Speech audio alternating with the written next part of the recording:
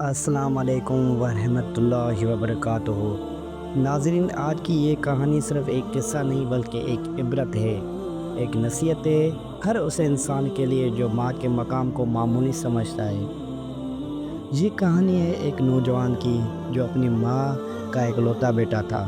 ماں نے اسے محبت سے پالا، راتوں کو جا کر اس کے لیے دعائیں کی، فاقے کیے، مگر بیٹے کو بھوکا نہیں سونے دیا۔ مگر جب بیٹا جوان ہوا تو سب کچھ بدل گیا۔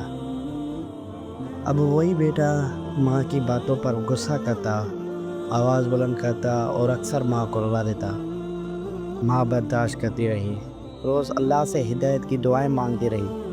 ایک دن ماں نے بیٹے سے کہا، بیٹا، ماں باپ کی عزت کرو، ان کی دعا سے زندگی سنورتی ہے اور بد دعا سے سب کچھ مٹی ہو جاتا ہے۔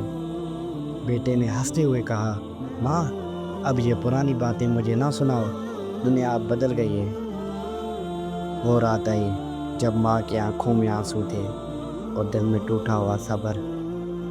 اس نے آسمان کی طرف دیکھ کر کہا، یا اللہ، میرا بیٹا مجھے بھول گیا ہے، تو اسے وہ سبق سکھا جو اسے میری محبت یاد دلائے۔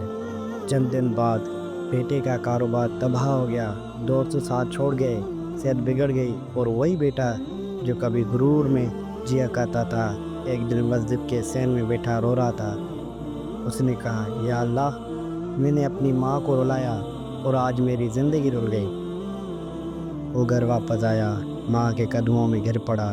ماں نے آنسو صاف کیے اور کہا، بیٹا، جس دن تم نے توبہ کی، میری دعا نے تمہیں معاف کر دیا۔ دوستو، ماں کی بد دعا بھی لگتی ہے اور ماں کی دعا بھی زندگی بنا دیتی ہے۔